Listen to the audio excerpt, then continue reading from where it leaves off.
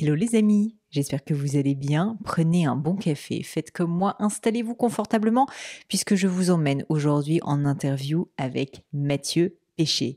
Avant de démarrer, pour ceux qui ne me connaissent pas, je m'appelle Pauline Léniaud et je suis podcasteuse. J'ai un podcast qui s'appelle Le Gratin et également donc cette chaîne YouTube où on va essayer de parler de carrière, de parcours inspirant pour vous aider simplement à devenir la meilleure version de vous-même. Et puis également, j'ai une entreprise depuis maintenant 10 ans qui s'appelle Gemio, une marque de joaillerie. En tout cas, vous pourrez trouver toutes mes infos sur les réseaux sociaux. Alors, qui est Mathieu Péché? Mathieu Péché, je dois vous dire que je suis sortie de ma zone de confort pour faire cette interview parce que je ne connais rien, mais alors rien de rien à son monde, à son univers, puisque Mathieu est sportif de haut niveau dans le domaine du canoë-kayak. Et pas des moindres, puisqu'il le fait en slalom à deux. C'est-à-dire que concrètement, il faut visualiser qu'il n'était pas seul à bord, il avait un coéquipier, en l'occurrence Gauthier Claus, qui était avec lui justement en train d'essayer de passer au travers des portes qui allaient l'amener à la victoire. Mathieu a été un sportif de haut niveau pendant des années dans cette catégorie, puisqu'il a fait les Jeux Olympiques à Londres. Et ensuite, en 2016, à Rio, il va avoir avec son partenaire, donc Gauthier, la médaille de bronze. Il va quand même aussi être champion du monde en 2017, donc dans cette même catégorie du canoë-kayak, en double, en slalom. Ce qui est vraiment très intéressant en fait dans son parcours, c'est que au-delà en fait d'être un sportif de haut niveau, il a été obligé de le faire à deux et donc d'avoir vraiment une réflexion sur l'association, sur le travail en équipe qui est vraiment, je trouve, très intéressant et qui sort complètement de ce qu'on peut connaître en fait tout simplement dans le monde de l'entreprise et pourtant qui peut s'y appliquer. Maintenant, Mathieu n'est plus sportif de haut niveau, mais conseille justement des sportifs dans un autre domaine, à savoir le e-sport, puisqu'il est manager de l'équipe de e-sport Vitality, avec le jeu Counter-Strike. Ce qui est très intéressant là aussi, c'est qu'il va justement conseiller des sportifs, si je puis dire, de jeux vidéo, qui sont 5 à jouer dans ce jeu, il m'a expliqué les règles, pour justement réussir à les faire travailler au mieux en équipe, créer une cohésion, créer une confiance, alors même que ces personnes sont très souvent à distance, puisqu'il a commencé à travailler durant la période de Covid. Bref, plein de conseils, je trouve, hyper applicables à nos vies, à nous, on va dire, d'employés, de travailleurs, aussi, pourquoi pas, dans le monde sportif, qui sont, je trouve, passionnants. Mais je ne vous en dis pas plus et laisse place à ma conversation avec Mathieu Péché.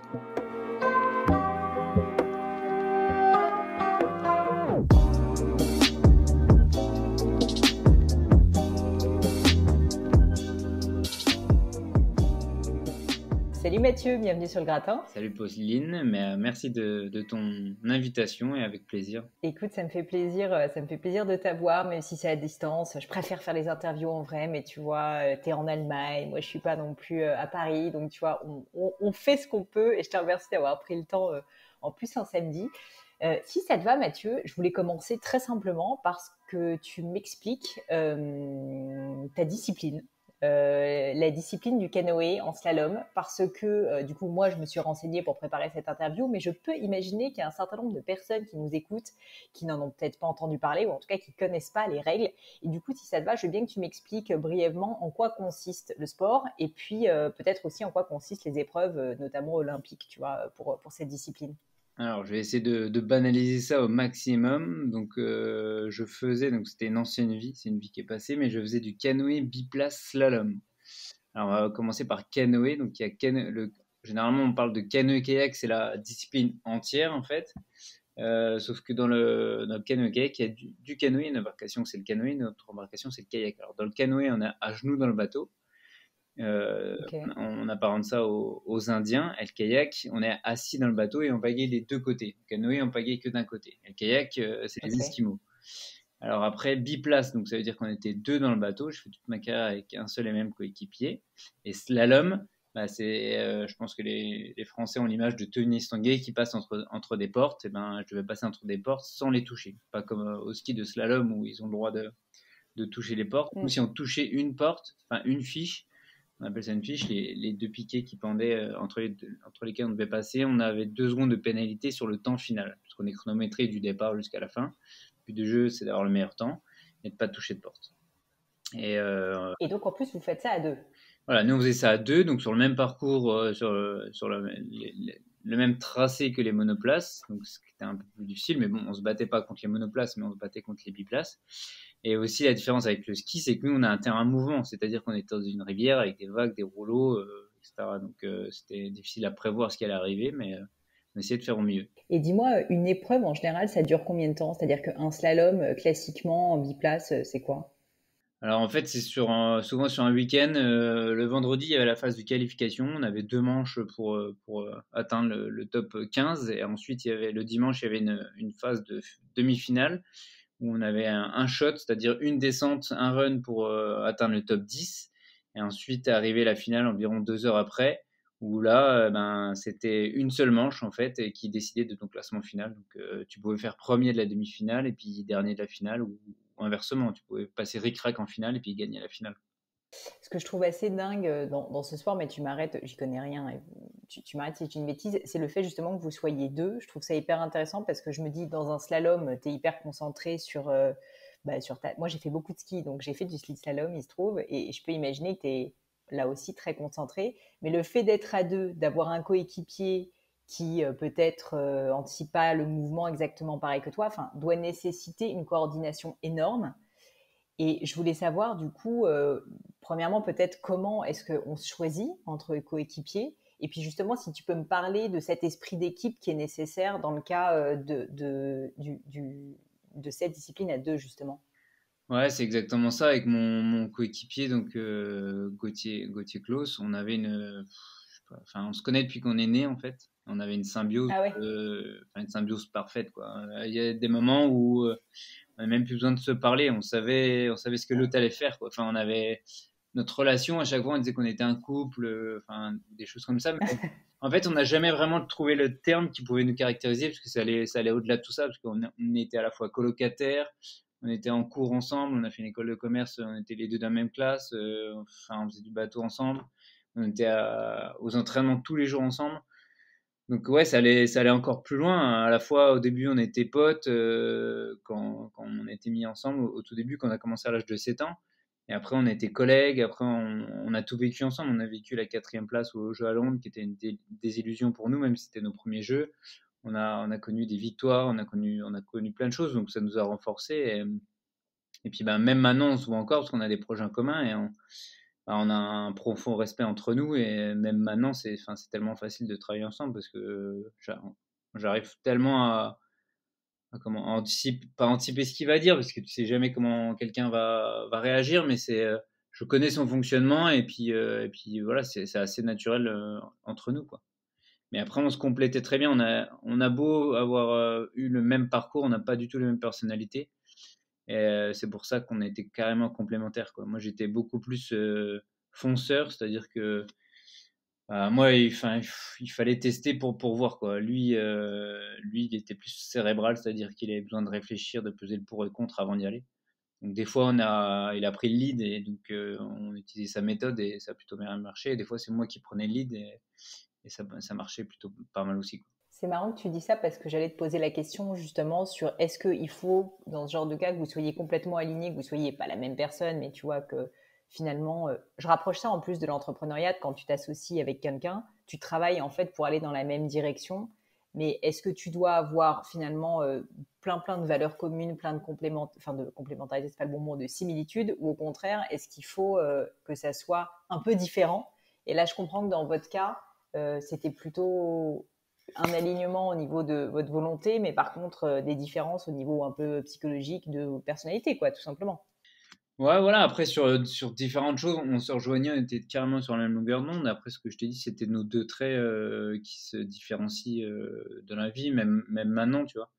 Après, voilà, on a tracé chacun nos chemins quand on a arrêté notre carrière, et pendant la carrière, ouais, on était tout le temps alignés et surtout tout le temps ensemble. Au final, de par notre parcours scolaire ou même notre carrière sportive, mais on était tout le temps fous ensemble. Mais on préférait se séparer, par exemple, quand on partait en stage ou etc. On se splittait à chaque fois dans les chambres, on n'était jamais ensemble.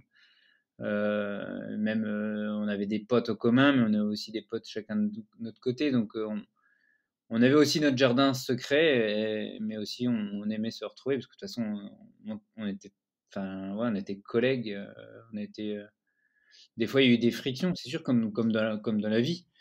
Mais le but du jeu, c'était de construire là-dessus et de pas avoir une rupture franche et nette, parce que lui, il avait besoin de moi et moi, j'avais besoin de lui. Donc, je pense qu'on était le plus loin possible, quoi.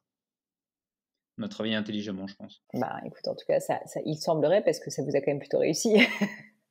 Je voulais te parler justement des JO de Londres et de cette 4e place. J'ai lu justement que ça avait été une déception pour vous. Alors, on se dit quand même, a priori, 4e place, c'est quand même pas si mal. Mais visiblement, vous visiez plus et puis vous avez un palmarès qui est tel que finalement, on peut comprendre la déception. Est-ce que tu pourrais nous prendre par la main et m'expliquer un petit peu qu'est-ce qui s'est passé lors de ces JO? Qu'est-ce qui a fait en fait que selon toi, vous êtes arrivé 4e? Et puis surtout, quelle peut-être a été votre réaction, tu vois, émotionnelle à ce moment qui devait être pas évident? En fait, là, je vais te livrer l'analyse 2021, parce qu'il y a une analyse 2012, 2013, enfin, tu vois, à court terme, en moyen, long terme. Là, on est plus à long terme. Ouais. Mais l'analyse que j'ai maintenant, après, je me souviens des autres analyses après, c'est que, en fait, on est arrivé, c'était nos premiers jeux. Alors, certes, on nous avait prévenu, on nous avait dit, on a émis des gros warnings, des trucs qui clignotent, tout, on le savait. Et on était un peu feu follet. Et on vous avait dit quoi? Bah, que faut faire gaffe, quoi, parce que en fait, t'as vite fait de te cramer les ailes dans le village olympique. Enfin, tout est nouveau. En fait, c'est le Disneyland pour les grands, hein, le village olympique. Et nous, enfin, dès qu'on est rentré là-dedans, on était comme des gosses, quoi. Mais après, notre coach qui avait déjà fait les jeux, il a su trouver les mots aussi pendant. C'est pas trop gris non plus. Puis il y avait Tony Estanguet aussi avec nous, donc il a vraiment joué son rôle de grand frère. Mais on y allait et en plus, en fait, on s'est pris au jeu. En fait, on est arrivé au jeu en étant les outsiders parce on avait trop rien fait avant. On commençait notre carrière chez les grands. On s'est qualifié parce qu'en fait, le plus dur, c'est pas tant les Jeux Olympiques en France, c'est les sélections pour les Jeux Olympiques. Parce qu'en France, il y a une telle densité par catégorie. Il y a qu'un seul bateau par catégorie qui peut partir. Il y a qu'un seul canoë homme, donc ce que faisait Tony Estanguet. Il y a qu'un seul canoë biplace, etc. Donc les sélections françaises, c'est une bataille navale qui dure une semaine, mais tu sors de là, t'es lessivé, quoi. C'est compliqué. Donc, une fois arrivé au jeu, déjà, tu sais que tu as gagné ta place, mais que les autres qui sont restés à la maison, ils peuvent faire un podium. Donc, t'as pas envie de décevoir non plus les potes, les collègues qui sont restés à la maison. Après, tout le monde n'est pas pote, mais nous, on fonctionnait plutôt comme ça. Et on est arrivé au jeu, on a gagné les qualifications, donc la phase de qualification. Personne nous attendait trop là. Et en demi-finale, on fait 3e.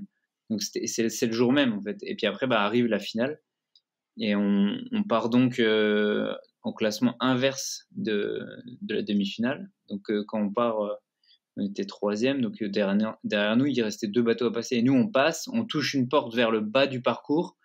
Donc ça c'est un peu le manque d'expérience, c'est-à-dire que le but du jeu sur une manche qui dure 1 minute 30, 2 minutes, plus la manche avance, plus il y a l'acide lactique qui va monter dans les bras et moins on va être lucide. Et nous, on était un peu tendre dans ce jeu-là.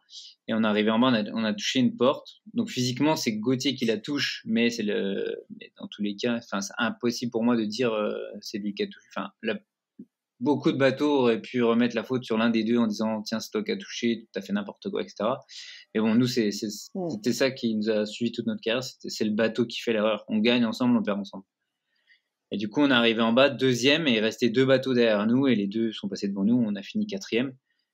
Et ouais, on était tendre, on était peut-être pas prêt, je sais pas. Et puis après, c'était tellement, en fait, pour moi, c'était pas une descente aux enfers, mais c'était compliqué déjà de remettre des mots dessus. Il y avait toute la famille. Londres, c'était pas loin de la France, donc franchement, il y a toutes les familles qui étaient venues. On savait pas si on allait retourner au jeu en 2016, donc tout le monde vient, tout le monde fait le déplacement. Et je sais pas, par exemple, 1 heure après, on était avec tous les supporters qui étaient là, qui étaient venus. Donc là, c'était vraiment compliqué, même pour moi. Enfin, je m'en rappelle. Gauthier était au contrôle antinopage directement après avoir passé la ligne d'arrivée. Moi, la petite anecdote, j'étais en train de remettre notre bateau sur la remorque donc, de la camionnette qui ramenait notre bateau en France. Je l'ai mis dans une housse, le bateau, je l'accrochais. Et là, j'entendais l'hymne national anglais, parce que c'est des Anglais qui ont gagné. Donc, j'entendais le podium qui se passait. Et puis après, par contre, le lendemain, on a mis un plan de combat. Je sais pas si on l'a je me rappelle plus si on l'a verbalisé, mais avec Gauthier, le coach, on s'est dit, bah voilà, les Jeux Olympiques en 2016, c'est dans 4 ans. Et puis, on va aller chercher, on va aller gagner. Donc, le lendemain des Jeux Olympiques 2012, donc 4e au fond du seau. Le lendemain? Ouais, le lendemain. On a dit, bah voilà, le plan d'action pour 2016, ça va être ça. Et après, pendant 4 ans, ma vie, elle a tourné que. Mais alors, ça, c'est fascinant.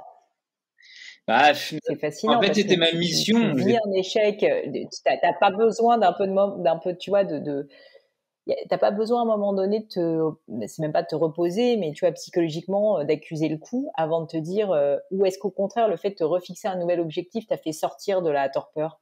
Ouais, moi je fonctionne par objectif. J'avais besoin d'avoir une lumière au bout du tunnel en fait. Même si Gauthier n'en avait pas besoin ou le coach, tu vois, moi j'en avais besoin et du coup je l'ai verbalisé. Je leur dis voilà, qu'est-ce qu'on fait là pendant 4 ans parce que dans 4 ans, moi j'ai envie de gagner les Jeux Olympiques. Après, même si la finale en elle-même qu'on a vécue à Londres, j'ai pas pu regarder la vidéo facilement pendant 4 mois quoi. Mais alors que je refaisais la finale dans ma tête, la scène, je l'ai refait des milliers de fois. C'était impressionnant, quoi. Enfin, c'était atroce. Quoi. C'était atroce. Et ouais, c'était ma façon d'exorciser, peut-être.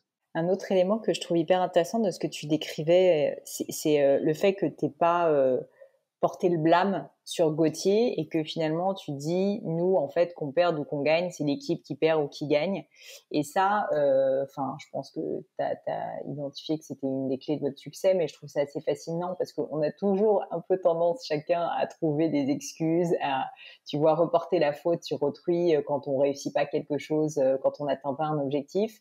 Et je trouve ça, et le problème de ça, c'est que souvent ça nous démange un peu, quoi. Et surtout de l'intérieur, ça nous pourrit la vie. Ensuite, quand on fait ça, c'est quelque chose qui est venu naturellement pour vous. Enfin, c'est une discussion que vous avez eue parce que je peux imaginer, surtout, c'est pour ça je reviens sur le fait que vous soyez deux, ça doit être assez fréquent quand même de se dire non mais là le gars il a fait n'importe quoi, ça me saoule grave, franchement, qu'est-ce que c'est que ce bras cassé?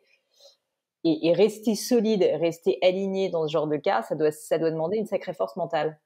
Non, mais ça, c'est vrai que c'est des leviers qu'on a mis en place avec l'expérience et c'est des choses dont je me suis rendu compte après ma carrière. Tu vois. J'ai réussi à mettre des mots dessus après ma carrière parce que c'est des trucs qu'on utilisait au final, qu'on a mis en place nous personnellement, qu'on a monté et on a mis des mots dessus, mais c'était des mots de sportif, quoi. Et après, quand tu commences à sortir de ce monde, tu te dis ah ouais, mais en fait, là, dans la vraie vie, ça marche pareil que dans le sport, en fait. Parce que je continue et je persiste ici. Peut-être que je vais pas me faire des amis en disant ça, mais quand on fait du sport de haut niveau, on n'est pas dans la vraie vie, quoi. C'est pas qu'on est dans le monde des bisounours, mais on est dans un monde parallèle. C'est-à-dire qu'on n'a pas les mêmes problèmes qu'une personne qui tous les matins doit aller au bureau à 8h jusqu'à 17h ou de 10h ou enfin je sais pas, mais c'est pas les mêmes. C'est pas les mêmes. C'est pas les mêmes problèmes, c'est pas les mêmes soucis, quoi. C'est pas qu'on est assisté de par l'encadrement, etc., mais c'est des autres soucis. Juste. Et c'est pour ça que je dis que c'est un monde parallèle. On est dans le même monde, mais on a d'autres objectifs et on fait d'autres choses. Et en fait, les leviers dont tu parlais tout à l'heure avec Gauthier, mais on en a eu plein, en fait. C'était comme par hasard à chaque fois. Parce que déjà, on n'a pas la même perception dans le bateau. Lui, il est devant, enfin, on est à 40 cm l'un de l'autre, mais rien que ça, on n'a pas du tout la même perception des figures ou des passages qu'on devait faire. Du coup, des fois, à l'entraînement, on changeait de place carrément pour que l'autre se rende compte de ce que l'autre subissait pendant une figure si on n'était pas d'accord, par exemple. Mais c'est comme dans la vraie vie. Enfin, souvent, ça, j'ai transposé. Je dis, tenez, vous dites qu'il y a une chose qui est mal faite, venez voir comment je le fais et sous quel angle vous dites que c'est mal fait. Et puis, vous verrez à ma place qu'au final, je fais au mieux avec ce que j'ai, quoi. Et c'est ce qui se passe avec Gauthier à chaque fois. Et il y a aussi d'autres choses où, souvent avec Gauthier, on était en désaccord sur une méthode à utiliser, sur un passage technique. Et souvent, on disait, voilà, toi, tu veux faire quelque chose, moi, je veux faire autre chose. Au final, notre but commun, c'est d'aller le plus rapide possible. C'est pas un concours d'ego où qui va avoir raison, qui va avoir tort. Le but du jeu, la finalité de la chose, c'est d'aller le plus loin, le plus rapide possible et qu'on soit tous les deux sur la première marche du podium. Donc, on va utiliser ta tactique, on va utiliser la mienne et chacun des deux va la faire à fond parce que on peut être de mauvaise foi aussi des jours et en disant ouais, on va faire cette tactique, mais je vais pas tout donner, quoi. Comme ça, c'est la mienne qui a retenu. Non, mais on avait passé un pacte, donc on faisait les deux tactiques à fond, et puis c'est le chrono qui décidait, et puis de manière pragmatique, on prenait celle qui allait nous faire gagner. Ouais, l'absence d'ego quand vous êtes deux comme ça sur un bateau, c'est un sacré sujet quand même. Ouais, mais après t'es obligé parce que de toute façon on est deux dans le même bateau, donc si on gagne pas, on est tous les deux en dehors du bateau, quoi. C'est pas parce que Gauthier va passer à la ligne d'arrivée en premier qu'il va être sur la première marche et moi la deuxième. Enfin, je veux dire, c'est le bateau. C'est une équipe, c'est comme une équipe de hand, de volley ou quoi. On est deux, donc à partir où on n'est pas en solo, on est une équipe. Et en plus, nous, on avait le coach qui était vachement important pour nous. On était un peu un trépied, quoi. C'est lui qui des fois tranchait, parce que des fois, ça chauffait, et pour nous, c'était impossible de trancher. Donc lui, il arrivait, il savait que c'était c'était le troisième membre du bateau, et on avait une confiance aveugle en lui, et du coup, des fois même, je sais pas, normalement, quand il y a un départ, on avait un protocole d'échauffement avant le départ d'une course, et tous les coachs ne faisaient pas ça, mais nous, des fois, même une minute avant le départ, où tu es en pleine concentration maximale, ils pouvaient venir nous voir et nous dire une info qu'il avait vue sur d'autres concurrents pour nous préciser sur une figure, quoi. Et nous, tout ça, on l'a travaillé aussi, et c'est des choses où on avait pleinement conscience et on était ouvert là-dessus. Un autre aspect que je voulais aborder rapidement avec toi avant de parler du reste, c'est justement tous ces sujets de la concentration et de la performance mentale. Parce que, une fois de plus, 1 minute 30, c'est du slalom. Alors ouais, t'as l'eau en plus qui te balaye un peu dans tous les sens, mais je peux imaginer qu'être physiquement à 400% dans le moment, c'est absolument clé, quoi, pour réussir. Parce que sinon, tous les entraînements que tu as fait par le passé, malheureusement, ne servent pas à grand-chose. Est-ce que tu pourrais revenir rapidement, sans dévoiler des secrets, bien sûr, mais comment tu te mettais dans un état pour que, au moment où tu dois passer, je ne sais pas si c'est un portillon, mais où tu dois... Une cellule de départ. Où tu dois passer la cellule de départ pour être, mais dès la première seconde, dans le truc à 400%.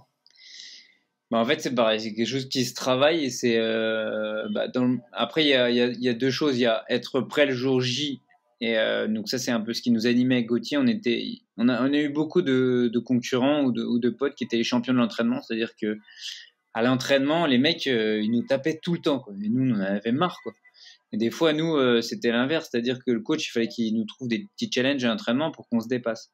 Mais quand la course arrivait, quand on mettait le dossard, là on était transcendés, quoi. C'est-à-dire que il y a plus personne qui pouvait, enfin si, il y a beaucoup de monde qui nous a battus en course, mais il y a plus personne. C'est le jour de course, c'était notre jour, quoi. Il y avait pas, nous on vivait que pour ça, que pour porter le dossard et être les premiers à l'arrivée. Et après, pendant les courses, le but du jeu aussi, c'est d'atteindre la zone, quoi. C'est ce moment ultime dans la vie où je l'ai pas vécu, je pense pas que je l'ai vécu une dizaine de fois, mais ça se compte sur les doigts d'une main. Mais à côté de la zone, c'est en fait, tu vois il y a tout qui s'imbrique de A à Z. Ton plan, il se déroule à perfection, et t'as l'impression même si ça dure 1 minute 30, t'as l'impression que ça dure 3 minutes. En fait, tout se passe au ralenti, t'as l'impression de tout maîtriser. C'est un sentiment de plénitude qui est assez fou, quoi. Et le but du jeu, c'est de l'atteindre une fois, puis après d'essayer de l'identifier, et après essayer de le remettre, de le refaire, et d'essayer de refaire le protocole d'avant course pour essayer de l'atteindre. Même si c'est compliqué à l'atteindre, mais une fois qu'on l'a identifié, c'est quand même plus facile d'y retourner. Tu te rappelles justement d'une des courses où tu l'as vécu, cette zone ? Ouais, je me rappelle de plusieurs courses. Même il y a des courses où je sais pas, j'avais l'impression qu'il pouvait rien m'arriver, quoi. Mais Gauthier, moi c'était ma zone à moi, parce qu'on avait chacun une zone différente, donc on avait tout un protocole en commun d'échauffement, mais après on avait un moment où chacun de notre côté on se concentrait juste avant de partir, quoi. Et moi je me suis retrouvé déjà à dire aux personnes derrière la caméra, parce qu'il y a la caméra qui nous filme au départ, et donc il y a les coachs qui sont dans une tente mais vraiment loin du bassin, et qui prennent ce flux de vidéos pour le capter, pour l'enregistrer, pour regarder la vidéo entre les manches. Et je me rappelle leur avoir dit, mais regardez la caméra, je vais vous faire signe, quoi. Et je sais pas, il était 1 minute avant le départ, et je leur fais signe, je fais des trucs comme ça, je fais n'importe quoi, quoi. Mais j'étais à la fois concentré, mais c'était un peu à la Usain Bolt, tu vois. J'étais à la fois concentré mais détendu. Et la course s'est passée, mais j'avais l'impression d'avoir déjà vu la course, quoi. On arrive en bas, premier, bon, ok, bon allez, next, quoi. Et alors que des fois j'étais au départ, et après on est à l'arrivée, on a gagné, mais j'avais aucune idée de ce qui s'était passé entre temps. J'étais incapable de m'en souvenir. Alors que des fois on était au départ, et là je me dis voilà, c'est parti. Et là on était en plein sprint, et je vois bon, on est bien. Et là, on faisait les figures, les stops, les descentes. Ouais, bon, voilà, on est bien, voilà, bien. Ah, tiens, il y a un tel qui m'encourage. Ah, il y a un tel qui m'encourage. Tu sais, je regardais, je pouvais voir sur le bord, quoi, des fois, mais sans vraiment tourner la tête, quoi. J'entendais les voix. Tiens, il y a un tel. Et puis là, des fois, ouais, cette figure-là, elle s'est bien passée. Je me parle à moi-même pendant toute la descente. Puis à la fin, on gagne. Je fais, bon, ok. Mais ça, c'est des moments. Après, ça arrive peu de fois dans une carrière, mais c'est impressionnant, quoi. Et après, il y a un autre truc, même à Londres, je me rappelle au départ de la finale, parce que je me disais, voilà, comment ça va se passer les jeux, c'était notre première fois, quoi. Et je me dis, parce qu'on est revenu plusieurs fois avant à Londres pour s'entraîner sur le bassin, des mois et des mois à l'avance. Et il y avait un poteau électrique, un simple poteau électrique, comme on peut en voir partout, en France, en Angleterre, en Allemagne. Et je me suis dit, je sais pas, on était peut-être 4-5 mois avant les jeux, ce poteau électrique, il est là. Je le vois là, et je pense que ce même poteau électrique, le jour de mon départ des jeux, ça sera le même. Donc, pour vraiment désacraliser ça, je regarderai ce poteau et je me dis, allez, go. Et le jour des jeux, de la finale, j'étais dans le start, je regarde ce poteau, je me dis, voilà, on y est, quoi. Puis après, on est parti pour notre manche. Après, il y est arrivé ce qui est arrivé, mais c'était des petites astuces que je m'étais mis tout seul pour désacraliser cet événement, quoi, pour pas que la pression nous monte, mais on n'a jamais eu trop de problèmes avec ça, justement. Comment t'es tombée dans ce monde-là? Parce que c'est quand même pas très commun. T'avais de la famille qui faisait du canoë, enfin... Non, du tout. Non, mais c'est Gauthier et moi, on vient d'Épinal, donc c'est une ville dans les Vosges, les images d'Épinal. Et on est tous les deux Vosgiens fiers de l'être, et on a le bassin de kayak est au centre-ville d'Épinal, et on a testé plein de sports dès notre plus jeune âge, l'escalade, l'escrime. Gauthier a fait beaucoup de basket aussi.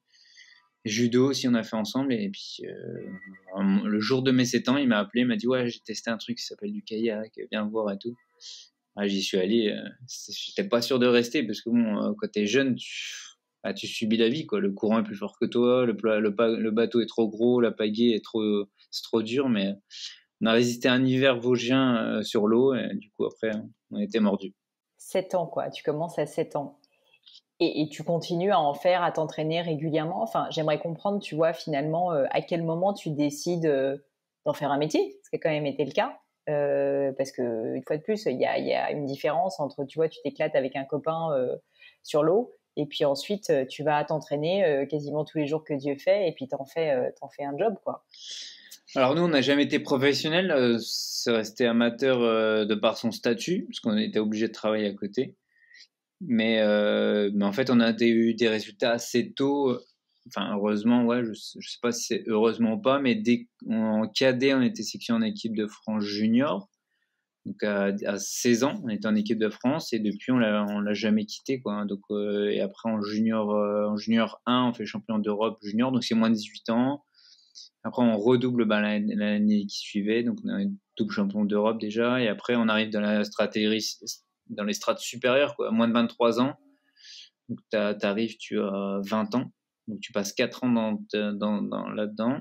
Et puis, on a regagné des titres des championnats d'Europe. Puis après, t'essayes d'aller dans les strates supérieures, chez les seniors, donc chez les grands, quoi, chez ceux qui se battent pour aller aux Jeux. En 2008, on avait déjà fait les sélections pour aller aux Jeux, mais là, on était vraiment trop tendre. Puis, en 2012, c'était notre tour, quoi. Et après, il s'est passé 2016. Pendant cette période-là, tu me disais donc que tu avais travaillé et en parallèle, donc tu t'entraînais. Est-ce que tu pourrais nous décrire justement à quoi ressemblait un peu une journée ou une semaine type, sans forcément rentrer à l'extrême dans le détail, mais tu vois, pour qu'on se rende compte que justement, tu arrivais à concilier quand même ces deux vies, dont une avec du sport de haut niveau, pas professionnel, même si, bon, aller au jeu, c'est quand même... pas mal. En fait, au début, même en étant étudiant, on avait un double projet. Même nos parents, même depuis le collège, en fait, je suis en double projet, c'est-à-dire c'était sport-études. Après, nos parents nous ont toujours dit, bon, c'est études et sport, quoi. C'est-à-dire qu'on avait des mauvaises notes, on n'avait pas le droit d'aller à l'entraînement. Et donc après, on était à Pau, on a fait une école de commerce à Pau. Gauthier et moi, on était dans la même classe à chaque fois. Et on a eu notre diplôme en 2012. Donc après les Jeux, on est rentré des Jeux, on avait un stage en entreprise à faire. Donc t'es arrivé, on a atterri des Jeux, puis on a un stage de 3 mois en entreprise à valider. Donc moi, c'était sur Paris. Donc après, en 2013, on a été diplômés. Et en 2013, on nous a proposé le statut de sportif athlète SNCF. En fait, tu es embauché à SNCF et tu travailles à hauteur de 40-50% par année. Et après, le reste du temps, tu es détaché pour t'entraîner et pour aller faire des compétitions, quoi, au final. Alors, à la fois, ça peut beaucoup vont dire que c'est pas beaucoup, mais en face de nous, on se battait contre des Allemands, des Tchèques, des Slovaques qui, eux, étaient professionnels, c'est-à-dire qu'ils étaient payés pour s'entraîner. Ils n'avaient pas besoin de donner du temps de travail. Et du coup, Ouais. nous, au lieu de râler, entre guillemets, on a pris ça pour acquis et on a été travailler. Donc, on avait tous les deux un poste dans le marketing ou la communication, selon notre diplôme. Et puis, on était sur Paris. Donc, le poste était sur Paris. Donc, là, la gymnastique était non pas compliquée, mais ardue. C'est-à-dire que on avait condensé nos semaines on était au travail de octobre à février. Alors il y a des athlètes qui peuvent mettre ça toute l'année, ceux qui sont à l'INSEP ou qui étaient sur Paris, c'était plus facile. Mais nous, on a dit, bah voilà, on passe une période de 4-5 mois sur Paris. Du coup, l'entraînement se faisait un peu moins sur l'eau, mais en gros, toute la semaine, on était au boulot et on essayait de caler un entraînement par jour, donc footing ou escalade ou muscu ensemble.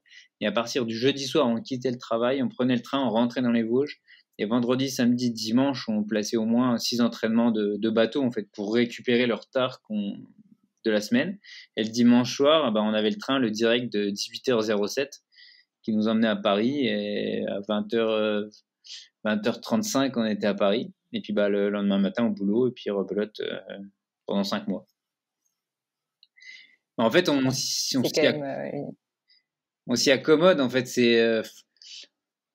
Tu peux râler, je sais pas, les 2 premières semaines, 3 premières semaines, mais après il y avait la lumière au bout du tunnel, quoi. On avait notre objectif et je veux dire, on aurait pu faire plus, on aurait pu faire plus dur, enfin on aurait pu faire différemment, mais l'objectif était là. C'est pour ça aussi que c'est important de se claquer des gros objectifs.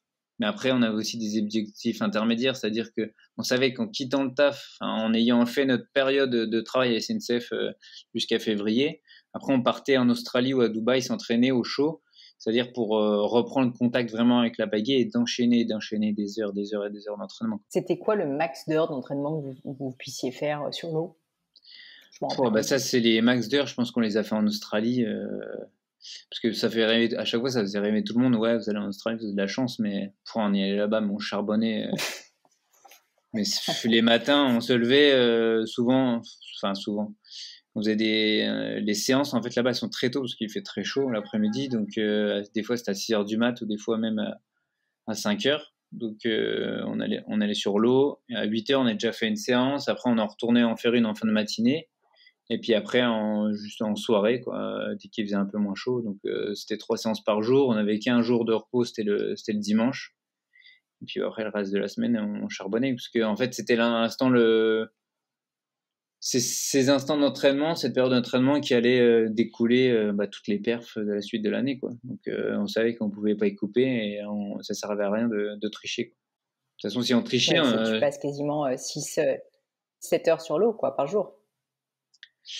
Ouais, alors les sessions d'entraînement, c'était 1h30, 2 heures, mais ouais, après il y a l'échauffement, la récup, après il y a l'analyse vidéo, il y a beaucoup de choses. Après, des fois, on allait encore plus loin dans l'entraînement, on a testé des choses, c'est-à-dire qu'on venait, je sais pas, pendant 1 heure, on faisait une grosse séance, juste Gauthier et moi, le coach. C'est des chronos, on faisait des tours de bassin, et puis après encore un tour sur l'eau plate. Il fallait faire, je sais pas, 8 minutes à fond. Après, il y a un TP roulant qui te remonte au départ, en fait, puisque le bassin fait une boucle et de l'arrivée au départ, ça te remonte et on enchaînait. Et la séance, et donc 1 heure est passée. Et l'heure d'après, on a invité les Allemands, il y a des Français aussi, mais les Tchèques, on a invité les concurrents à faire une séance de chrono contre nous, quoi. Donc là, nous, on arrivait déjà cramés, en pré-fatigue. Et après, il fallait tenir la séance d'après pour pas perdre les chronos, quoi. Ça faisait pas de perdre des chronos. Quand c'est dur, il faut encore appuyer encore plus derrière et c'est comme ça que ça marche, quoi. Tous les sportifs que j'ai pu interviewer me disent des choses un peu de ce style, c'est-à-dire que c'est seulement au moment où ça fait mal que ça commence vraiment à être utile.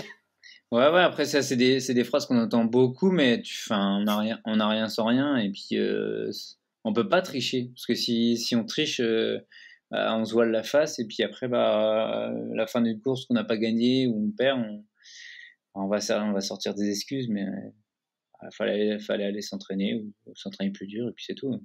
Mathieu, j'aimerais parler aussi du coup de ta reconversion, parce que du coup, tu nous l'as dit maintenant, tu fais peut-être encore du kayak, j'imagine, de temps en temps pour te détendre et pour te faire plaisir, mais en tout cas, tu ne le fais plus à un niveau de compétition internationale, si je me trompe pas. Mais tu t'es reconverti dans le e-sport. Alors, raconte-moi comment ça s'est passé. Alors, non, déjà, je fais plus de bateau depuis 2010, depuis qu'on a coupé notre bateau en deux, depuis qu'on a arrêté. En fait, j'ai pas remis les fesses. Vous avez complètement. Ouais. Vous faites pas un petit kiff de temps en temps Non. Gauthier en refait des fois, mais moi, je sais que, enfin, c'est pareil, quoi. C'était, comme je disais, c'était mon ancienne vie, donc le bateau, je l'ai laissé. On l'a coupé en deux. Là, mon bateau, ma moitié de bateau est dans mon salon chez moi, et puis j'y touche plus, quoi. Je suis passé vraiment à autre chose. Et après, ouais, on est suivi une période de, j'avais besoin d'objectifs pour avancer, parce que là, j'avais plus rien. Du jour au lendemain, j'avais plus d'objectifs ultimes, donc je me suis mis plein de petits défis sportifs. Donc j'ai fait des petits extras, des petits triathlons. J'ai fait quoi? Le marathon de Paris. J'ai fait des courses de ski de fond, des petites choses comme ça, des trails aussi. Et maintenant, je fais du sport plaisir, mais j'aime bien mettre des cartouches aussi, quoi. Enfin, des grosses sorties vélo, des grosses sorties trail. Et pendant une année, j'ai fait ça. Et puis à un moment donné, voilà, je réfléchissais dans quoi je pourrais être utile, en fait. Et dans quel secteur où mon expertise pourrait être retransmise au plus juste. Parce qu'en fait, dans le monde du sport, j'étais un sportif parmi les sportifs. C'est-à-dire que tout ce qu'on a fait avec Gauthier, tout ce qu'on a utilisé, tous les sportifs ont déjà ces clés. Et m'est arrivé l'opportunité justement d'aller dans le e-sport. Et en fait, c'était pile poil le bon moment parce que j'aurais eu cette opportunité, je sais pas, 6 mois avant, j'aurais peut-être dit non parce que j'étais encore, j'étais encore au milieu de tout ça. En fait, j'étais l'athlète et du coup, c'est pas qu'on me devait tout, mais je devais être au centre des attentions. Alors que au moment où on me l'a proposé, je me suis dit, c'est le bon moment, c'est bon, j'ai envie de transmettre et j'ai envie de redonner tout ce qu'on m'a donné, quoi. Donc, ouais, on m'a demandé de prendre la fonction de team manager d'une équipe e-sportive qui est spécialisée sur un jeu. Donc, c'est la team, c'est Vitality, donc c'est apparenté à un club de e-sport et qui ont plusieurs jeux, donc plusieurs équipes professionnelles sur plusieurs jeux différents. Et moi, mon jeu, c'est Counter-Strike. Donc, c'est un jeu de tir et puis qui se joue à 5 contre 5. Donc, c'est un jeu de tir. Là où, a priori, tu peux apporter quelque chose, justement. J'essaye. La reconversion pour les sportifs, c'est quand même toujours un sujet très difficile. Enfin, moi, j'ai eu d'autres sportifs sur le podcast, certains qui sont encore en activité, d'autres qui, justement, comme toi, ont dû passer à autre chose à un moment donné. J'imagine que c'est pas facile d'en parler, mais est-ce que tu pourrais justement évoquer cette transition et la période, tu l'as dit un petit peu, mais comment est-ce qu'à un moment donné tu dis, en fait là, je vais pas le retenter les jeux une nouvelle fois ou je vais m'arrêter, surtout que vous étiez deux, donc faut prendre un peu la décision à deux. Comment est-ce que tu es arrivé à ce cheminement et à cette décision d'arrêter en fait? Ça tiendrait qu'à moi. Là, je serais prêt à prendre l'avion pour Tokyo, en fait. C'est-à-dire que nous, on nous a coupé les ailes. On était dans la force de l'âge. On venait de faire une médaille au jeu. On a fait champion du monde en 2017. Et à l'aube de la saison 2018, on a appris que notre catégorie, donc le canoë biplace slalom, serait supprimée des Jeux Olympiques. Ça a été acté à ce moment-là. Et après, notre fédération internationale nous a dit, vu que vous êtes plus au jeu, vous êtes plus au chemin du monde et vous êtes plus sur les coupes du monde. Donc en gros, on venait de s'entraîner un hiver entier, on venait de lever des fonds, puisqu'on était nos propres commerciaux aussi. On venait de lever des fonds pour notre saison, pour s'équiper, pour voyager, pour faire des stages. Pour rien, quoi, entre guillemets, parce qu'on a eu juste les chemins d'Europe cette année-là, les chemins de France, mais bon, c'était une honte. Et du coup, voilà, on a fait les chemins d'Europe, c'était à Prague en 2018, et puis pas de merci, pas de au revoir, et voilà, on a arrêté notre carrière là-dessus. Du jour au lendemain, quasiment. Ouais, la course étant finie, voilà, ça se finit comme ça, quoi. Mais la période a dû être tellement dure. Enfin, je veux dire, tout d'un coup, tu n'as plus d'objectifs. Effectivement, ça devait être, Bah, ça devait être terrible. personnellement, ça a mis un peu de temps à arriver, mais parce que bon, je m'étais mis, comme je t'ai dit, des objectifs sportifs, mais bon, ça va rien à voir, mais c'était de la découverte, donc ça me faisait passer à autre chose. Après, moi, j'avais ma première petite fille qui était là, du coup, voilà, j'étais plus présent à la maison, c'était un changement aussi, bah, parce que on avait un fonctionnement où j'étais souvent absent et tout, et maintenant d'un coup, d'un seul, t'es là tous les jours, donc c'était un peu bizarre aussi.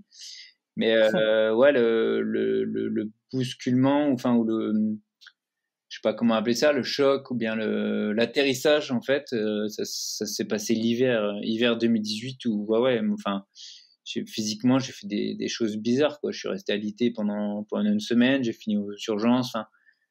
Après, ça se traduit de différentes manières, hein, mais après, tu peux mettre des mots ou pas dessus. Ouais, c'est des trucs bizarres, mais dans les moments-là, on est rarement accompagné. En fait, on nous accompagne toute notre carrière là, pour voilà, comment faire une muscu. On nous apprend à gagner, on nous apprend à faire plein de choses, mais on nous apprend pas à atterrir, en fait. Personne nous apprend, athlète, à rejoindre ce monde réel, quoi, au final. Donc, l'atterrissage, ouais, un peu compliqué, quoi, mais bon, j'étais plutôt bien entouré. Et puis même à ce moment-là où tu te rends compte que tu as des amis qui sont là pour ce que tu représentes et pas tant pour ce que tu es, quoi. Et donc là aussi, il y a eu un gros tri de mon côté, côté relation, quoi. Et ouais, c'était un peu compliqué. Et tout arrive d'un coup, quoi. Enfin, comme d'habitude, quoi, mais tout arrive d'un coup. C'était quelque chose auquel tu avais déjà pensé durant ta carrière, justement, l'après, en tant que sportif, ou tu t'étais jamais trop projeté? Eh ben, ouais, en théorie, parce qu'au final, on se dit, ouais, on a fait des études, bah, après votre carrière, vous pourrez être embauché à 100% à la SNCF, enfin, plein de choses comme ça. Donc, pour les instances, tu es préparé à l'après, mais il y a toujours la théorie et la pratique, quoi. Enfin, en pratique, c'est pas ça, ça se passe pas du tout comme ça, quoi. Enfin, non, parce qu'après, bah, comme je te disais, il y a plein de choses qu'on met en place en étant sportif de haut niveau qui pourraient être retransmises dans la vie, dans la vraie vie, mais qu'on passe à côté de tellement de choses, quoi. Donc, ouais, ouais, on est lâché même entre Gauthier et moi, quoi. On l'a vécu encore différemment, tu vois, d'une autre manière, plus ou moins décalée. Mais ouais, c'était une période assez chaude quand même. Imaginer. Mais heureusement, du coup, l'e-sport est venu à toi. Et tu disais, tu avais eu cette opportunité. Tu pourrais me raconter comment ça s'est fait? Parce que c'est quand même encore jeune, même si maintenant c'est quand même devenu un énorme marché, un énorme business. Mais voilà, enfin, je voulais savoir comment t'étais spécifiquement tombé dedans, quelle avait été l'opportunité que tu avais pu saisir. En fait, enfin, pour moi, il fallait que je sois acteur voilà, de ce changement ou de ce que je voulais faire. Du coup, chercher à droite et à gauche. Et, et l'opportunité, en gros, enfin, tout simplement, j'ai envoyé des DM à Néo, donc à Fabien, à Néo, donc un des créateurs de la Team Vitality sur Twitter, quoi. Et je lui dis que j'étais intéressé pour voir comment ça se passait à l'intérieur, parce que je me suis surpris à regarder des matchs, en fait, et, sur Internet, et même quand j'étais encore en athlète, et tout le monde me disait, mais qu'est-ce que tu fous, qu'est-ce que tu regardes, quoi. Bah, je regarde des jeux vidéo, quoi. Il y a une compète, il y a le championnat du monde, il y a les Worlds, je regarde, quoi. Et du coup, dans le monde du sport, c'est pas que c'était pas bien vu, quoi, mais les mecs se disent, mais qu'est-ce qu'il fout, lui? Et au final, bah, bah, je m'intéresse parce que moi, en fait, c'était pas tant l'image que, enfin, moi, je voulais voir derrière, quoi, comment ça se passait derrière, quoi. Je voulais voir le backstage, comment les mecs, bah, je sais, enfin, les mecs devaient bien s'échauffer, s'entraîner, et je voulais voir tout ça, en fait. Et du coup, un coup, Néo m'a répondu, il m'a dit, bah voilà, j'ai une opportunité, il faut qu'on se voit. Et du coup, on s'est vu sur Paris, et puis il m'a proposé ce poste. Donc, c'était en avril 2019. Et je me rappelle, en mai 2019, donc j'arrive, le manager précédent m'a formé, et il avait déjà prévu un camp d'entraînement avec les joueurs, c'était en Pologne. Donc, donc je fais un trail chez moi dans les Vosges, je gagne le trail, et bah, le lendemain, je pars, je prends l'avion, et là, je me retrouve, bah, j'arrive le premier parce que j'avais fait le souhait d'arriver en premier pour accueillir les mecs qui arrivaient un par un. Donc, je me retrouve dans un complexe, en fait, que j'ai dans un complexe dont moi j'ai toujours rêvé au fait, au bord d'un bassin. Donc t'as quelqu'un qui te fait à manger, t'as un lit, du coup ils avaient les ordinateurs, les chaises, etc. Nous on n'avait jamais eu ça quoi. Des fois on campait au bord des bassins, on n'avait pas les mêmes moyens. Donc j'accueille les mecs un par un et tout, et je suis impressionné, je regarde un peu jouer, je comprends rien du tout à ce qui se dit, à ce qui se passe. J'étais dans un autre monde. Et puis T'étais joueur, toi, ou pas du tout de Counter-Strike? j'étais casu quoi, c'est-à-dire que je jouais avec ma PlayStation. Dès que tu joues avec une PlayStation, t'es pas un vrai quoi apparemment. Mais voilà, on a toujours une PlayStation avec Gauthier quoi, et on jouait quoi. Mais Ok. et puis après, j'ai commencé à mettre ma patte dès le lendemain. J'ai dit, voilà, bienvenue à tous. Je suis nouveau manager. Je vais essayer de m'imprégner de votre monde, en fait. Déjà, de me faire tout petit et de comprendre leur culture, parce que c'est moi qui arrivais chez eux. Mais je leur dis quand même, demain matin, 9h, sport, quoi. Donc, tout le monde au sport à 9h. Ils n'ont pas été déçus. Oui, ouais, ah ouais, tu leur fais faire du sport. Ils ont dû halluciner. C'est obligé.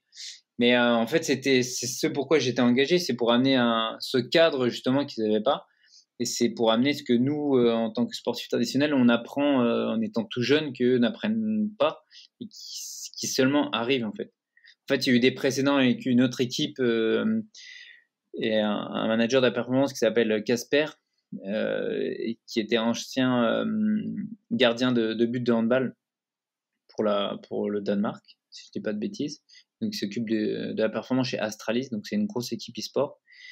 Et donc, ça a marché pour eux, donc c'est pour ça qu'il y a eu cette opportunité aussi, je pense. Et même nous, dans le sport traditionnel, à un moment donné, on plafonnait, et du coup, on a été chercher plein de choses à droite, à gauche pour aller encore plus loin, quoi. Et le e-sport est à ce stade-là, à ce moment-là, donc ils vont chercher à droite, à gauche pour encore aller plus loin. Donc, moi, mon but du jeu en tant que manager, c'est de les amener encore plus loin et de performer, parce que ce qui était important aussi, c'est qu'ils avaient déjà performé, c'est-à-dire qu'ils avaient déjà gagné des compétitions. Mais moi, le but du jeu, c'est qu'ils en gagnent encore et longtemps. Et pour ce faire, il faut leur amener un cadre de vie, quoi, et leur expliquer pourquoi bien manger, pourquoi bien dormir, pourquoi bien bouger, et surtout, ça dépend après comme dans tout management, quoi. T'as le management un peu plus humain ou directif, donc là on est plus dans un management où leur expliquer pourquoi il faut faire ça, quoi. Et après, dans chaque équipe, c'est pareil, c'est différent. Moi, par exemple, dans mon équipe, j'ai des joueurs qui étaient là depuis le début. Donc, c'est-à-dire que quand ils partaient en compétition, ils dormaient sous leur table. Ils gagnaient des souris, ils gagnaient des claviers. Donc, c'était leur passion, tu vois. Et maintenant, c'est devenu leur métier. Et maintenant, on se déplace, on est dans des beaux hôtels. Donc, ça, c'est les vieux de la vieille. Et là, j'ai des jeunes. J'ai un jeune de 18, un jeune de 22 ans dans mon équipe qui, eux, il y en a un qui passait le bac cette année, donc qui sortent directement de leur chambre et ils sont recrutés dans une équipe professionnelle. Donc, l'équipe professionnelle, quand ils arrivent, c'est aussi, pour eux, du coup, on leur dit il faut bien manger, il faut faire ça, il faut que tu fasses ça, il faut que tu passes le bac. Donc, c'est à la fois un sport, c'est à la fois un pôle espoir, un pôle France. Donc, on essaye de leur donner un peu les bonnes manières assez vite, parce qu'il faut qu'ils soient assez performants assez rapidement, parce qu'ils arrivent dans une équipe professionnelle dès le début. Il n'y a pas d'équipe académique avant. Qu'est-ce qui t'a le plus étonné quand tu es arrivé dans ce nouveau monde? C'était quoi les grosses différences de l'équipe, des gens, des personnalités, de leur manière de s'entraîner, tu vois, par rapport à ce que toi, tu avais vécu en tant que sportif de haut niveau? Déjà, on n'avait pas les mêmes centres d'intérêt. C'est un monde complètement différent. Le monde du sport traditionnel et le monde du sport, il y a beaucoup de passerelles. Moi, j'appelle ça passerelle, j'appelle pas ça pont, parce que en fait, on parle de performance. Et du coup, eux, le but du jeu, c'est de gagner un tournoi. Donc, comment on fait? Bon, voilà, on les force, faiblesse, comment on fait pour gagner ce tournoi? On va prendre le premier concurrent, on va étudier les premiers concurrents. Donc, il y a des démos, il faut regarder les démos. Comment on va les contrer? Donc, il y a de la stratégie aussi.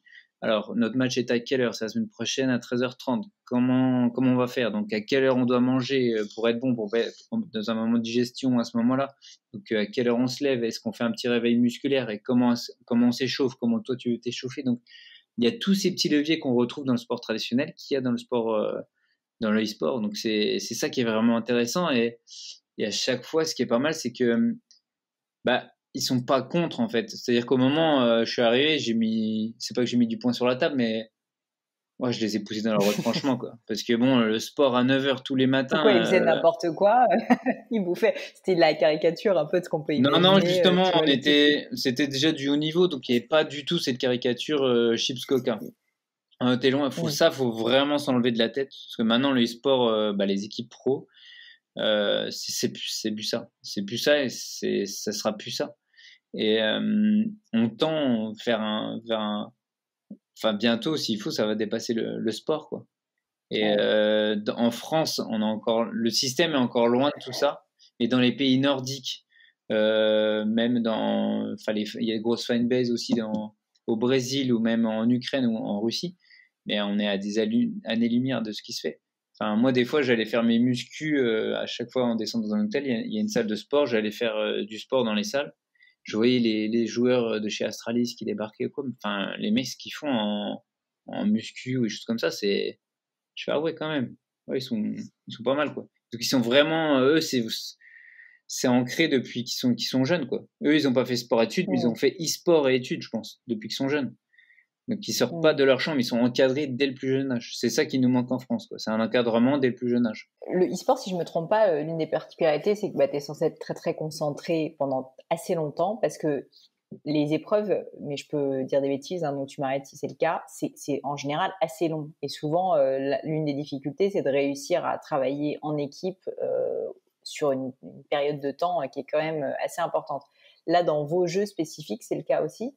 Ouais, c'est le cas aussi, sauf que nous, les joueurs ne vivent pas ensemble. Alors, il y a certains jeux où le must est de vivre en gaming house, c'est-à-dire que les joueurs vivent tous ensemble au même endroit.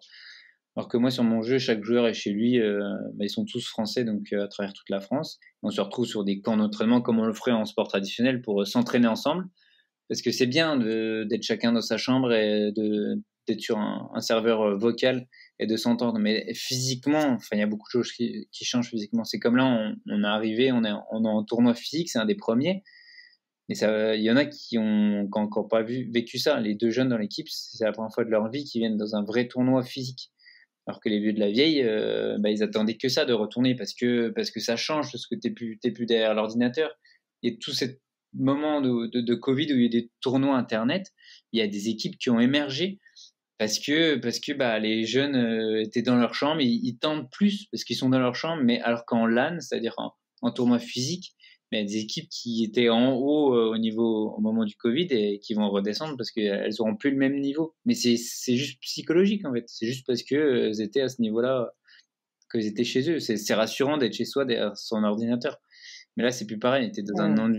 C'est pas que tu es dans un environnement hostile, mais dès qu'il va y avoir du public qui crie ton nom, qui scande, parce que on est dans un monde aussi d'Internet, donc il y aura la pression en plus, quoi. Là, et je pense que les joueurs jouent avec leurs pantoufles, peinards à la maison en short, quoi. Donc là, ce sera plus la même. Je voulais te demander par rapport au travail en équipe encore. Je connais pas suffisamment le jeu. Peut-être que ma question est un peu débile, mais tu vas me dire. Là, vous l'avez vécu. Enfin, tu les as managés, tu es coach depuis 2 ans et tu t'es quand même pris 2 ans de Covid entre les deux. Donc, ça veut dire que j'imagine qu'ils étaient beaucoup à distance. Comment est-ce que tu arrives à travailler l'esprit d'équipe de jeunes en plus, qui peut-être parfois se connaissaient pas forcément pour les nouveaux joueurs, quand en plus ils bossent à distance? Est-ce que vous avez mis en place des petites astuces? Enfin, comment toi, en fait, tu as réfléchi à ce sujet-là? Ça, en fait, c'est un travail quotidien. C'est vrai que c'était le plus gros défi. Le plus gros défi, c'était le défi humain. Parce que dans le jeu, en fait, tant qu'il y a la confiance, et vu que c'est un jeu, c'est 5 joueurs, donc les joueurs jouent les uns pour les autres. C'est-à-dire que chacun a certes un rôle dans le jeu. Mais si c'est comme un château de cartes, si tu commences à enlever un joueur, donc on va être 4 contre 5. Après, si tu enlèves un autre joueur, et ben on va être 5 contre 4, contre 3, pardon. Donc ce sera de plus en plus difficile. Donc ouais, le but du jeu, c'est de travailler la confiance de chacun, déjà individuellement, mais aussi l'esprit d'équipe. Et l'esprit d'équipe, alors on s'est retrouvé si quelques fois quand même, parce que dès que le confinement total a été levé, on s'est tous retrouvés dans le Stade de France, parce que Vitality est partenaire du Stade de France, et du coup on a des bureaux là-bas, du coup ils peuvent s'entraîner, et on a essayé de les regrouper un maximum. Mais ouais, on a galéré, quoi. On a galéré concrètement. Donc, à part genre juste leur expliquer l'importance du travail en équipe et essayer de créer des moments où ils se voient, t'as essayé de mettre en place d'autres choses pour justement, c'était juste des feedbacks quotidiens. Enfin, comment tu arrives à créer tu vois, cette confiance au quotidien, justement? Au quotidien, en fait, déjà qu'ils ont leurs entraînements, mais tous les jours, de toute façon, on a un point vocal avec eux tous ensemble. Donc, savoir si ça se passe bien, etc. Et après, on a mis des choses internes en équipe qu'on on peut pas tout dire là, mais D'accord. qui nous permettent de nous savoir où ils en sont, quoi. Donc, c'est avec des mesures et des données que chacun nous donne et de voir où ils en sont dans leur quotidien. Et puis après, il n'y a rien qui remplace le physique, quoi. Même si, toi, le e-sport a perduré, ben, on a eu 2-3 joueurs quand même qui ont été au bord du burn-out pendant le confinement parce que du coup, les tournois s'enchaînaient. Et c'est-à-dire que les joueurs ne savaient même plus si ils étaient en phase de poule, en quart. Des fois, il y en a un qui me demande, mais on fait quel tournoi là déjà? Enfin, tu vois, ils Ouais. étaient. Ça peut faire sourire, mais ouais, enfin, avant les tournois physiques, voilà, tu faisais une finale le dimanche, après tu avais le travel day, tu pouvais voyager. Mais on voyageait tellement aussi, c'est-à-dire qu'il y a une semaine, on pouvait être à Pékin, et la semaine d'après, on était à Moscou, quoi. Et, Ouais. et puis après, 2 semaines après, tu étais à Chicago. Mais c'était assez fou, quoi. Donc, mais de toute façon, on trouvera toujours un truc qui va pas. C'est-à-dire que avant Covid, on se disait, on voyage de trop. Et puis, période Covid, on se disait, bah, on voyage plus, qu'est-ce qui se passe? On va retourner en voyage, quoi. Donc, il faut C'est juste clair. prendre le temps comme il est et puis s'adapter et essayer de trouver les bons leviers à activer pour avancer. Écoute Mathieu, merci mille fois pour tout ce que tu as partagé avec nous. Pour terminer ce podcast ensemble, j'ai un petit rituel, c'est de te poser des questions un peu perso que j'appelle le crible du gratin. Ne prends pas peur, Pas de souci. mais tu vas me dire ce que tu en penses. Alors, la première question que je voulais te poser, c'est s'il y avait quelque chose qui était à refaire dans ta vie perso, pro, sportive, peu importe, qu'est-ce que tu referais différemment? Je pense que je leur ferai rien parce qu'au final, la personne que je suis maintenant a été construite par tout ce qui a été fait avant. Donc, non, c'est juste s'il y a... Non, en fait, il n'y a rien à changer, mais juste, voilà, le mois de maintenant, j'aimerais bien voir mon moi à 15 ans, tu vois, ou à 20 ans et essayer de parler un peu avec lui comme ça, c'est juste un petit talk. Lui donner 2-3 petits conseils de vie, quoi. Ouais, ou même pas, ou voir, parce que je me rappelle plus trop, mais voir où j'en suis, quoi. Voir où j'en suis, puis même celui de 20 ans, ils prennent 2-3 retours d'expérience du gars à 33 ans, tu vois. Ça serait sympa, ça. C'est clair. Et si tu pouvais justement lui dire quelque chose à ce Mathieu de 20 ans, tu vois, ou 18 ans, tu lui dirais quoi avec tout le recul que tu as maintenant? Bah, n'arrête pas de suivre la lumière au bout du tunnel. Une autre question que j'aime bien, c'est est-ce que tu as une maxime, une citation, des mots qui t'ont porté, qui te portent encore aujourd'hui et que tu pourrais partager avec nous? En fait, j'en lis plein. J'en vois toujours plein qui sont inspirants. Enfin, les mots sont toujours bien alignés, tu vois. Et surtout, en 2012, je me rappelle que notre fédération nous avait dit de choisir une maxime justement pour les Jeux de 2012. Ouais. Et à la suite, du coup, bah, au lendemain où on a fait 4e, je me suis juré de plus en prendre une. Parce qu'en gros, celle-là, Ah, putain. c'était les Oscar Wilde, c'était toujours viser la Lune, puisque même en cas d'échec, on tombe dans les étoiles. Ouais. Et du Bon, elle est coup, jolie, ceci dit. ouais, elle est jolie, mais bon, on a fait, enfin, on va pas revenir dessus, mais avec le résultat qu'on a eu à Londres, je me dis, bah là, j'ai visé la Lune. Et là, je suis pas du tout dans les étoiles, je suis sous terre, quoi. Donc, sa maxime, elle est nulle, elle marche pas, et du coup, j'en prendrai plus, quoi. Au-delà de, est-ce que tu estimerais que cet échec de Londres, pour toi, ça a été peut-être le plus grand échec de ta vie? Je te pose cette question parce que justement, en général, je demande toujours, est-ce que à la personne que j'interviewe, est-ce que tu as vécu un grand échec perso, pro, peu importe, et les enseignements que tu en as tirés? Est-ce que ça serait cet échec-là? Est-ce qu'il y en a un autre que tu aurais en tête? Ouais, c'est un des plus grands échecs, mais après, est-ce qu'on peut parler d'échec parce que du C'est coup, ça, si, c'est quand si même. j'avais eu cet échec, si je l'avais pas eu, tu vois, si on avait eu une médaille à Londres, est-ce qu'on serait allé à Rio? Est-ce qu'on aurait une médaille à Rio? Est-ce qu'on aurait été champion du monde en 2017? Enfin, on peut pas refaire les choses, donc ouais, ça a fait mal sur le moment, mais je pense qu'il faut pas, enfin, moi, alors, enfin, le Mathieu de 2021, enfin, je regrette pas, tu vois. Peut-être qu'en 2012 ou en 2013, tu m'aurais posé la même question, j'aurais dit ouais, c'est mon plus grand échec. Mais non. Enfin, s'il faut, il y en aura d'autres des échecs, mais dans tous les cas, tu n'auras pas le choix de rebondir, donc trouver autre chose à faire ou bien une lumière à aller chercher. Et si tu devais essayer de tirer un enseignement, ou si tu as tiré un enseignement de cet échec-là, justement, ça serait quoi? Bah, en fait, c'est un enseignement, mais c'est un truc que je me suis appliqué directement le lendemain, tu vois, c'est de tout de suite rebondir, quoi.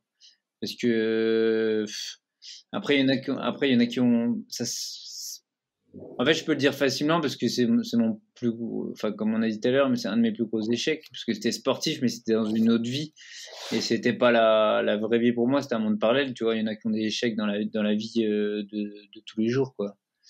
Je sais pas, déposer le bilan et du coup, ils ont mis toute leur économie dedans, ou des choses comme ça, mais bah ok, je pense que ça fait mal sur le moment. Moi, ça m'a fait mal assez longtemps aussi. Mais du coup, il n'y a pas eu tant d'impact que ça sur ma vie perso, quoi. Et du coup, j'ai pu me dire le lendemain, voilà, j'ai envie d'y aller dans 4 ans. Et 4 ans, c'est à la fois court et long, parce que C'est je veux long. dire, 4 ans dans une vie, quand t'as une compagne, quand t'as des enfants, c'est long, parce que c'est du quotidien, c'est du bi-quotidien. Donc, t'embarques, en fait, t'es à la fois t'embarques beaucoup de monde dans ce truc et ouais, c'est quand même beaucoup de monde qui fait des sacrifices derrière toi pour que toi, bah, tu réalises ça. Donc, c'est pas tant personnellement quoi que ça fait mal, c'est que quand tu réussis pas, ouais, c'est surtout pour les autres que t'as embarqué dans ton aventure, quoi. L'entourage, quand on est sportif de haut niveau, toutes les personnes que j'ai pu avoir m'ont dit à quel point c'est clé, quoi. Ouais, bah ça c'est sûr. Si t'es bien entouré, ça peut très très bien se passer, hein, mais même mal se passer. Enfin, je veux dire, c'est pas une condition sine qua non, mais ouais, c'est une des clés aussi de la réussite, quoi. Et ma dernière question, c'est est-ce qu'il y a un livre ou on va dire un objet culturel, un film, tu vois, une musique, peu importe à la rigueur, qui t'a particulièrement marqué dans ta vie, qui t'a un peu peut-être même transformé? Ça peut être vraiment ce que tu veux, ça peut être une BD, ça peut être de la littérature, ça peut être vraiment ce qui te fait kiffer. Est-ce que tu pourrais m'en parler, me raconter un peu voilà, quel bouquin ou quel film t'a particulièrement marqué? Ouais, moi, je suis vraiment un touche à tout, quoi. C'est-à-dire que je peux écouter du rap, comme de la classique, enfin, je peux mater des séries à gogo ou des films, enfin, n'importe quel film, tu vois. Enfin, pas en noir et blanc, c'est tout. Mais, mais même en BD, tu vois, enfin, quand j'étais gosse, j'avais la collection des Spirou, des Tintins, et des trucs comme ça, et enfin, je les ai poncés. Mais plus dernièrement, tu vois, de ma vie d'adulte, même dans ma vie de sportif, ouais, il y a deux livres, quoi. C'est de Dan Millman, Le Guerrier Pacifique, qui est, ouais, enfin, qui est à relire j'ai mis plusieurs lectures vraiment à me l'imprégner et je trouve qu'il est bien, je leur conseille. Et C'est un livre à quel sujet? en fait, c'est une autobiographie, donc Dan Millman, qui est un entraîneur d'un athlète. Et Ok. c'est une fiction autobiographique en fait, et, qui est basée sur ses souvenirs lui d'étudiant. Et c'est assez difficile à expliquer, mais c'est un peu une ode à la remise en question, justement à se reposer soi-même des questions sur son parcours. Et donc ça c'est vraiment, j'ai vraiment fait une introspection en lisant ce livre, et c'est pas mal. Et après, j'en ai un autre pas mal aussi, c'est dans les cabanes de Sibérie de Tesson. J'aime Ah bien ouais, aussi les livres j'adorais. de Tesson. Et ouais, ça serait, parce que je suis assez, j'aime bien me retrouver seul et un de ces quatre, s'il faut, je vais partir dans une cabane au bord du lac Baïkal, tu vois, comme si moi. On va te retrouver, c'est ça. Alors, je te souhaite de boire un peu moins de vodka que lui parce que il a l'air Ouais, carrément. de se réchauffer le cœur, quoi. Et, ouais. Et puis dernièrement, tu vois, enfin là on parle de livres assez sérieux, mais dernièrement j'ai racheté toute la collection des Dragon Ball et je me suis fait ça. Mais je Écoute, c'est la trouve ça première fou, quoi. fois, je vais te dire un truc, Mathieu, qu'on me sort Dragon Ball et Sylvain Tesson. Je trouve que ton éclectisme te fait honneur.